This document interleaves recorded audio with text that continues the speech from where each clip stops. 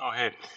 So I'm now down to sandpaper and my hands. I also have a sanding block, but that wasn't able to get in there as well as I wanted either. So I think this is part four. This is where it slows down exponentially. I have to get in all the nooks and crannies and everything else.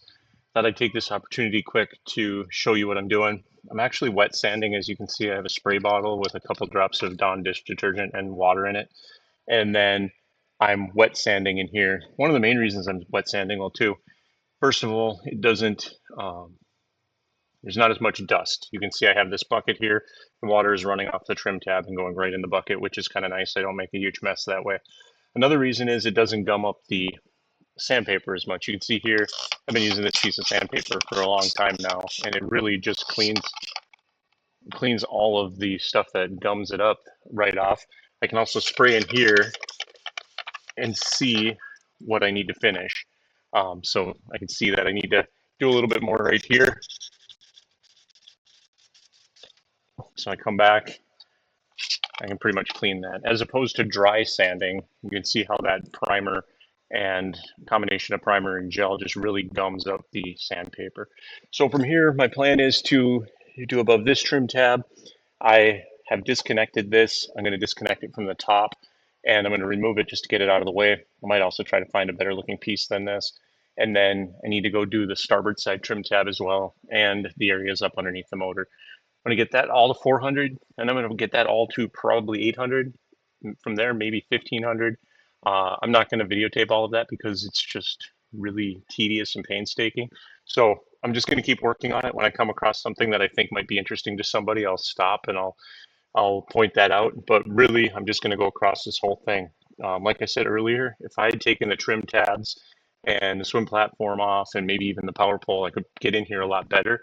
But I just didn't want to break anything else that may, it's been here for 21 years. I didn't want to break anything and have a bigger repair than I had planned for. And I just wasn't sure I wanted to go that far. But truthfully, the trim tabs are really in the way. Swim platform's kind of in the way. Um, if I could get that all off, it would be much easier, but the repairs needed on the other end might be a lot more. So anyway, I'm going to keep sanding until my arms give out or it gets dark tonight. And I'll just check back in with you when I come across something I think might be interesting. Other than that, that's all I have. Thank you.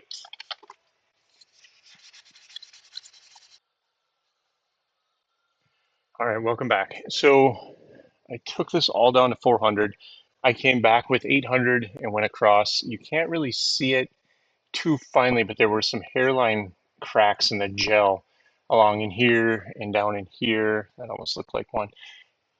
I didn't grind them out with 400 because I didn't want to get too crazy with the 400, but I was able to come in with the 800 and grind those down and get those hairline cracks out. So that's good. Uh, my plan now, and I don't know if you can see it, I'm going to try to do my best here to work underneath the boat and record. My plan now, I'm going to go back to 400. And the reason I'm going to do that is up in here, you can definitely see the line from where the newer gel coat or less faded gel coat was and where the upper faded gel coat was. I tried to blend it a little bit with the 8, but it wasn't cutting in. So I'm going to come back with the 4. I'm going to go back to 400 just on this section here and blend it in. I also noticed, which is something I'd never noticed before, but my boat used to have a name on it. I think Sea Spirit is what I can see up in here. I'd never noticed that before. So anyway, I'm going to come back. I'm going to do 400. I'm going to do this section and then that section over there. And I'll show you what this section looks like after I blend it in, hopefully. The other thing that I had noticed was the blistering that I pointed out before. Let me see if I get the light in there better. You can see the blistering that's in here in a few spots. I wasn't 100% sure what that was, so I've done some research on gel coat and boats and things like that. They call it osmotic blistering, OSMOTIC, I think. I'll put a link in the description. Anyway, what happens here is if a boat sits in the water, or if it's got a gel coat defect, water can permeate the gel coat and then it can cause blisters. A lot of times, if you dry the boat out fine, it'll just go away. Probably what happened here was I still had the little blisters. They probably had dried, but when I came in here with my 400, or when it actually happened when I was scraping. When I came in here with the total strip and I scraped this off, it probably scraped the top of those blisters off. I had the same thing on the side below the water line. Makes me wonder if years ago this boat had this issue and they just covered it up with bottom paint, which wouldn't surprise me, not a huge deal. In my research, the ways that I found to fix this are one, I can just deal with it, which is what I'm going to do in the short term. I'm just going to deal with it. It's only through a very thin layer of gel coat. It's not into anything important like the fiberglass, so I'm not really concerned about that. I could grind this all out. I could grind a big circle in here, which is what I did on the side, mostly by accident, but I sanded out a big circle in here and got it down to that next layer that it's all blistered down to. And then I came in and I re-gel coated it. Um, Part of the problem is this boat is 21 years old and matching gel coat is a huge pain to try to match gel coat on a boat this age. So I could grind it out, re-gel coat it. I could come in here and I guess maybe I could do this. I could come in here with just a small paintbrush and some gel coat and try to dab it on, but I feel like that's going to look worse than just the blistering itself. The final thing I could do, and this has been my plan kind of in the back of my mind all along, is if I find out the back or the bottom is full of issues, like either this or something else, what I could do is I could just come in here with an epoxy paint, something better than an ablative bottom paint, and just come in here with epoxy on that same line and just paint it with epoxy and just call it good. A nice hard epoxy, it'll last for years and years and years, won't rub off on a dock, a boat trailer, any of that stuff. So that might be it. I probably, because this is a fishing boat and I use it, I'm probably going to be fine just dealing with it. So anyway, let me break out the 400. I'll probably get to 400, then I'll do the 800 again in that spot, and then we'll probably go to 12. But once I'm done blending that in, I'll come back and I'll show you what that looks like. All right, I'm back. I'm sweaty. I am a mess. I don't know if you can see that or not. But what I've done is went back, like I said, I went back to 400, got rid of that line, then 800 again, and then I didn't have 1200. I thought I had 1200, so I just did 1500 because that's what I had. And then I went back with 1500. So I'm going to show you that line real quick, and then I'll show you what I'm going to do next. So you can see that line. Let me switch the hands here. You can see the line was right in here. And what I did is I just 400 the whole way up to the rub rail, and then 800, and then 1200. One of the areas, I'm going to try to do the best I can with the light I have. Um, One of the areas I stayed away from, I didn't get the line very well from about here to here because this gel coat, I can tell, is getting very, very thin. And I did not want to break through the gel coat. So I left that there.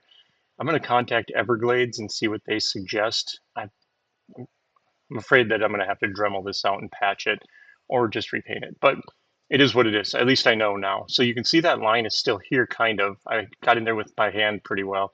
And then the line is pretty much gone here. And then I could see the gel getting a little thin here. So I just stopped and then just faded it up. And I think that'll work. Going down the road and going through the water, nobody's going to care. So I'm going to leave that. The longer I go through this project, the more I wish I'd taken off these ugly trim tabs and the swim platform so I could have just done it right. But uh, I'm just not there yet. So I'm going to try to figure out something for these like chicken pox or osmotic blisters. And I'll see what I do there. For now, I'm just going to leave them until I figure out a plan. Um, I could have maybe blended the line a little better, could have spent some more time on that. Um, It's not a show boat. It's not a show car. It's a fishing boat, and I use it. So I'm not going to let perfection get in the way of a good job. So anyway, I'm going to stand up. When I come back, I'll show you my next step and what I'm going to do. Okay, I had to stand up or turn off the recorder to stand up because otherwise my knees pop, I groan and grunt, and I sound like I'm going to die. So after sitting on the ground for probably 6 hours, I don't move as well as I used to. So anyway, what I'm going to do next is I don't have it with me, but I have a DeWalt polisher, and it's probably one of my favorite tools. I actually like polishing things. So I use my DeWalt polisher. I'll start with a wool bonnet on it, and which rhymes, by the way. Uh, First thing that I use this whole 3M line. When I was doing the sides, I tried a bunch of different things, but the 3M Perfect-It line seemed to be the best that I found for cutting and bringing it back up to gloss. So the first thing I use, because it is down to 1200, is I use the 3M heavy cutting compound from their Perfect-It line. They claim that it will get out swirl marks from 800 grit sandpaper. I'm not 100% sure if I believe that, but if it gets out 800, 1200, or 1500 is better. So I start with this, and that's the heavy cutting compound. And then I go to their light cutting polish, and it's got a very light cut. I don't remember what grit this is. I want to say I read somewhere 3000 grit, but I'll come back on my same wool pad and I'll do that. And that'll bring out some of that gloss that I've been missing. So that should help. And then the way that I seal it, my favorite wax that I found on my cars, I use a turtle wax or carnauba wax, which I really like. But I found this Colonite Heavy Duty 885 Fleet Wax, and I really like this stuff. It's heavy. I don't know if I have, let me open it up. It's heavy and it lasts a long time. And when you have a boat that's in salt water, it smells good. But when you have a boat that's in salt water and in the sun and the conditions and going down the road and all of that, it's nice to have something that lasts. So Fleet Wax, the 885 is my choice there. And all this stuff I either get at West Marine or I find the best deal I can on Amazon. So anyway, that's where I'm at with all of that. I don't have my polisher here, and I'm a disaster. So I'm gonna go home and eat. I also took off that bottom rail. I'm gonna stop by probably West Marine and see if I can get some more hardware for that. Go home, clean up, eat, and then figure out when I'm going to come back. I don't know if it'll be today or if it'll be tomorrow after work, but I'm just going to keep at it, and that's about all you can do. So anyway, thanks for following along this far. I think we're at part 4. I'll probably leave this as part 4, and then I'll come back with the polishing as part 5. And if you followed along this far, so I appreciate that.